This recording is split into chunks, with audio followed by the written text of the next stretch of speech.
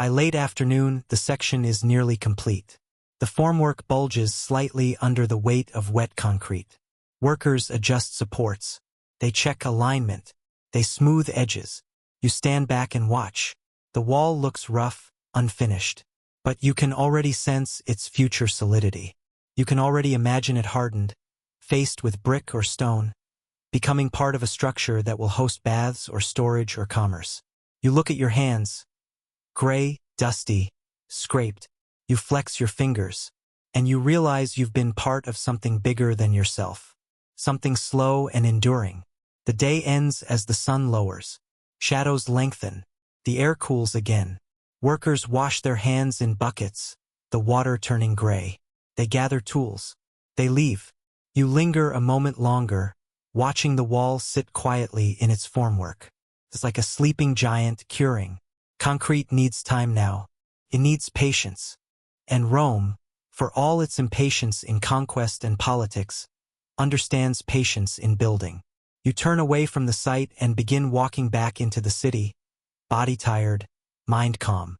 Tomorrow the wall will be stronger, and soon you'll follow the process beyond mixing, into forms, pores, and the long wait of curing, where chemistry does its quiet work. You return to the construction site the next day with the kind of sleepy soreness that makes you feel strangely proud, as if your muscles are applauding you for participating in ancient history. Your shoulders ache. Your hands feel stiff. Your back has opinions. And yet, there's something comforting about it. It's physical proof that you did something real.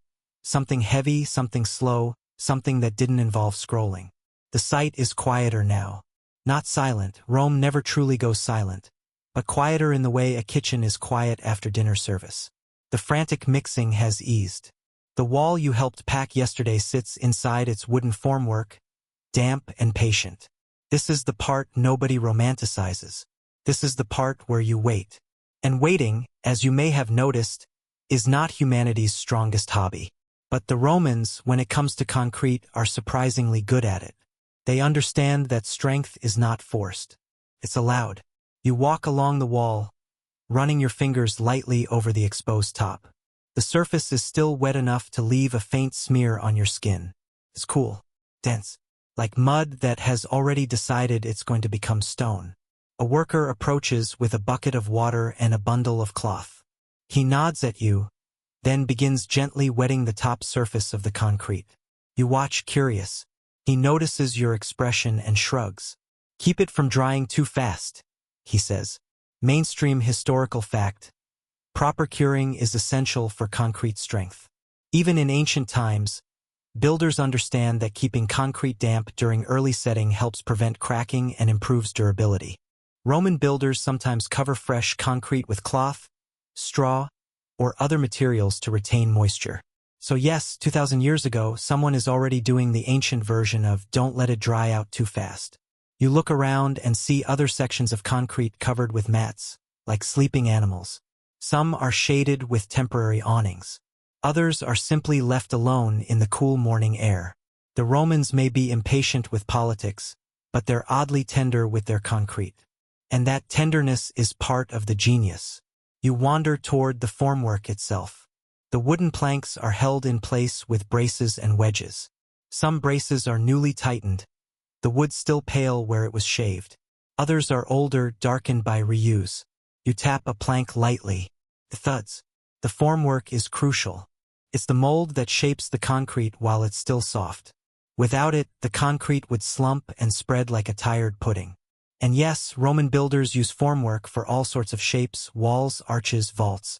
They design temporary wooden frameworks that hold wet concrete in place until it hardens. It's like making a sculpture out of wet earth, but the sculpture becomes architecture. A foreman walks by and glances at the wall. He runs his hand along a plank, checking for gaps. He mutters something that sounds like a complaint about idiots and loose wedges, which, honestly, could be carved into the DNA of every construction site across history. He sees you and points. "You," he says. You straighten instinctively like a schoolchild. "Check those braces," he orders. You nod, pretending you know exactly what you're doing. You walk along the formwork, inspecting braces like you're a professional. You press a wedge. It doesn't move. You nod as if that's deeply satisfying. A worker nearby smirks. Careful, he says. If you look too competent, they'll keep you. That's joke number 1, and it lands with sleepy truth. Competence is dangerous in any era. You keep checking.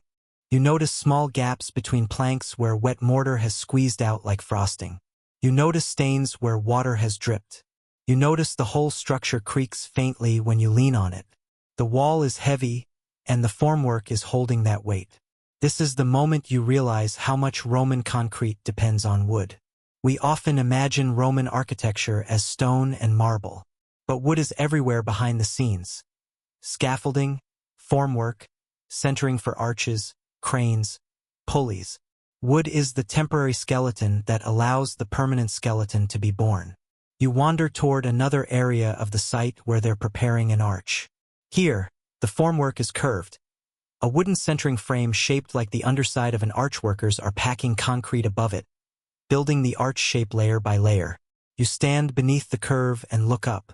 It's a simple shape, but it feels magical. The arch is one of Rome's signature engineering moves. It spreads weight outward into supports, allowing larger openings and heavier loads. And concrete makes arches even easier, because you can mold it into the curve rather than carving stone blocks precisely. A mainstream fact slips in. Romans combined concrete with arches and vaults to create large interior spaces. This leads to innovations in public buildings, baths, basilicas, amphitheaters, where wide spans are needed. You watch the workers pack the concrete. They tamp it, they smooth it, they add stones in places for strength. It's like watching someone build a giant, functional crescent moon. And the whole time, the wooden centering holds it. You step back and imagine the moment later when the wood is removed. The arch will stand on its own, hardened and confident. It's like watching a child learn to walk. Except the child is made of rock paste. A quirky tidbit drifts in.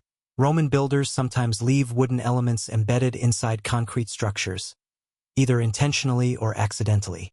In rare cases, archaeologists have found traces of timber within ancient concrete, preserved in surprising ways, like ghost outlines. The idea that a piece of wood, meant to be temporary, can leave its mark inside a wall for centuries is oddly poetic. You imagine some forgotten plank, trapped in concrete, quietly becoming part of history. Hello, it whispers. I was supposed to be removed, but here we are. You smile softly. Joke number 2, gentle and absurd. The day continues in slow tasks. Tightening braces, wetting curing surfaces, checking alignments.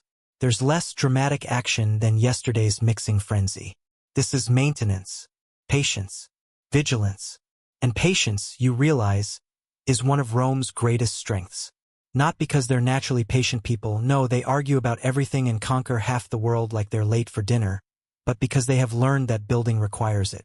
Concrete doesn't care about your schedule. Concrete cares about chemistry. You crouch near the base of the wall and peer into a small gap where you can see the interior mix. It's dense, packed with stones. The lime mortar is beginning to lighten as it sets. Tiny droplets of moisture cling to surfaces. Inside, invisible reactions are happening. Lime is reacting with water and ash. Crystals are forming. Bonds are strengthening. Historians still argue whether Roman builders understood the importance of controlled curing conditions, shade, moisture retention, slow drying, or whether their practices emerged simply because rushed concrete tended to crack and embarrass everyone involved. Either way, the Romans learned to respect curing, and you can see the results. You walk away from the wall and toward a storage area where sacks of pozzolana are kept dry. You notice that the sacks are covered, protected from rain. Lime is also stored carefully. Water is brought in clean. The Romans may be chaotic in some ways, but with their concrete ingredients, they're cautious. They know a bad batch can ruin a wall, and a ruined wall can ruin reputations. A worker sits nearby sharpening a tool. He looks up and says, "You ever see a wall crack?" You shake your head. He nods grimly. It's like watching your hopes break in half. That's joke number 3, delivered with deadpan sincerity. Roman humor is basically existential. He continues, "Foreman gets angry. Owner gets angry. Gods get angry. You nod solemnly because yes, in Rome, gods are always one bad wall away from wrath. You spend the afternoon watching the arch section being finished. Workers smooth the top, making sure the curve is even. They cover it with damp cloth. They adjust braces. The arch is now in its waiting stage too. Everything is waiting. And as the sun begins to lower, the site becomes quieter again. Workers pack up tools. They stretch sore backs. They wipe hands. You linger near the wall one last time. The concrete inside is changing. It's still wet, but firmer now. The surface resists your touch more than yesterday. It's becoming stone-like, slowly, steadily. You imagine what it will be in a week, in a month, in a year, and then you imagine it in 2,000 years.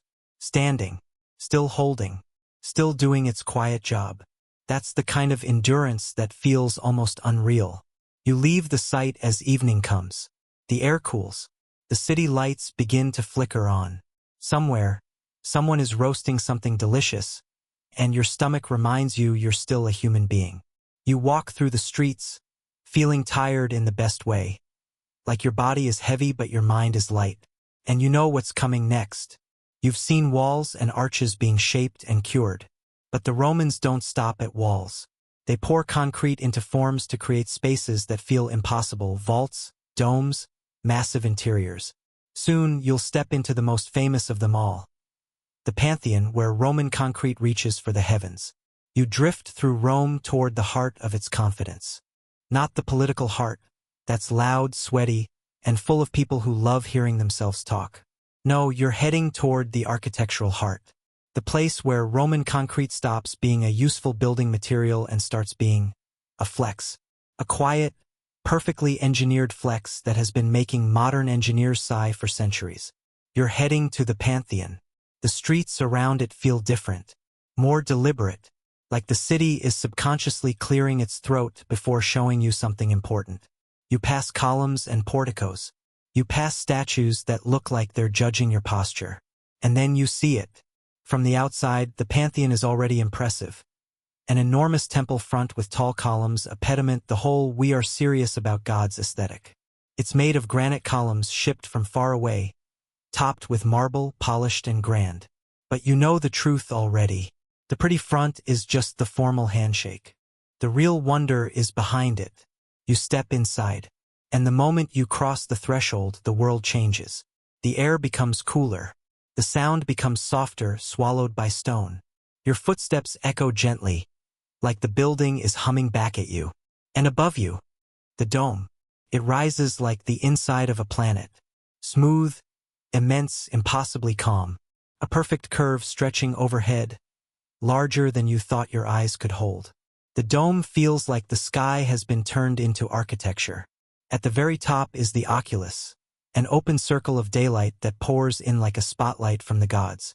Dust motes drift in the beam, floating lazily.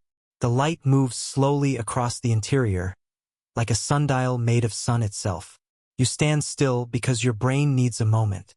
Mainstream historical fact: the Pantheon's dome is the largest unreinforced concrete dome in the world, built during the reign of Emperor Hadrian in the 2nd century CE. It has stood for nearly 2,000 years. No steel rebar, no modern reinforcement, just Roman concrete and genius design. You tilt your head back until your neck complains. And honestly, your neck is right to complain. The dome is massive, about 43 meters across, the same as its height. It's a perfect sphere if you imagine the interior as a full globe. And it's all made possible by concrete. But not just any concrete. This dome is a masterpiece of subtle tricks. You walk slowly around the interior, letting your eyes adjust to the scale. The walls are thick, absurdly thick, like the building is wearing armor. Niches and recesses break up the wall, reducing weight and adding beauty. Marble floors shine faintly, but the dome is the star. You notice the coffered pattern, sunken square panels that step upward toward the oculus. They're beautiful, yes, but they're also functional. Coffers reduce the weight of the dome without sacrificing strength. It's like the Romans looked at the dome and said, "How can we make it lighter, but also make it look fancy enough to impress everyone forever?" And they succeeded. A guide, some Roman official, maybe walks past with a small group of visitors. He gestures upward and says something about the gods. The visitors nod solemnly, because people in every era love nodding solemnly in impressive buildings. You drift away from the group and focus on the engineering.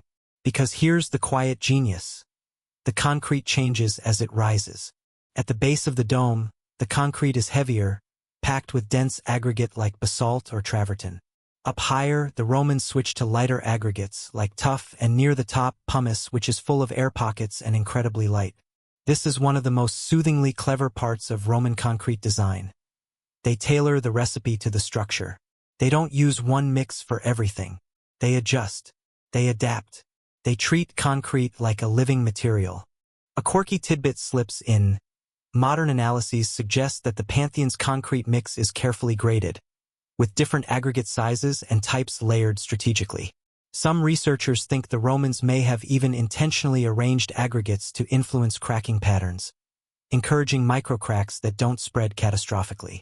In other words, they may have designed the dome to crack in a controlled way, like giving a building permission to sigh quietly rather than scream. You imagine the dome whispering, "I'm fine, just stretching." That's joke number one, and it's strangely comforting. You walk toward the center of the building and stand under the oculus. The light falls on your face. You look up and see the open sky framed perfectly. No glass, no cover, just an opening. Rain falls through it sometimes. Birds sometimes fly in and panic. The floor has drains to handle water, because the Romans planned for everything except maybe the emotional well-being of confused pigeons. The oculus makes the building feel alive. The air moves. The light changes. The dome becomes a slow clock. And concrete, this humble mixture of lime, ash, and stone, becomes the medium for cosmic architecture. You step back again, letting the awe settle into a sleepy calm, because the Pantheon is not just impressive. It's calming. Its proportions are balanced. Its curves are smooth. Its light is gentle. It feels like the building is designed to soothe your nervous system. And maybe it is. Maybe the Romans didn't intend ASMR architecture, but they accidentally created it. You run your fingers along the wall. The surface is faced with marble now, but beneath it is the concrete core. The real strength is hidden. And that brings you back to the theme, quiet genius. The dome looks effortless, but it's not. It's the result of careful planning, thick walls, graded concrete, coffers, an oculus that reduces weight at the top, and a willingness to trust chemistry. Historians still argue whether the Pantheon's construction involved specific, hot mixing techniques, adding quicklime directly into the mix to create stronger bonds, or whether the dome's longevity is mostly due to its design geometry and the use of pozzolanic materials. The debate is gentle but persistent, like scholars arguing over tea. Either way, the Pantheon stands. And it stands because Roman concrete is not just poured. It's engineered. You walk along the perimeter and imagine the construction process. The wooden centering required would have been enormous. An entire forest turned into scaffolding. Workers would have packed concrete in layers, allowing each layer to set before adding more. The dome would have risen slowly, like a moon being built by hand. The thought makes you sleepy in the best way. It's slow. It's repetitive. It's human. A worker near a niche is cleaning something, maybe a lamp, maybe a decorative element. He glances at you and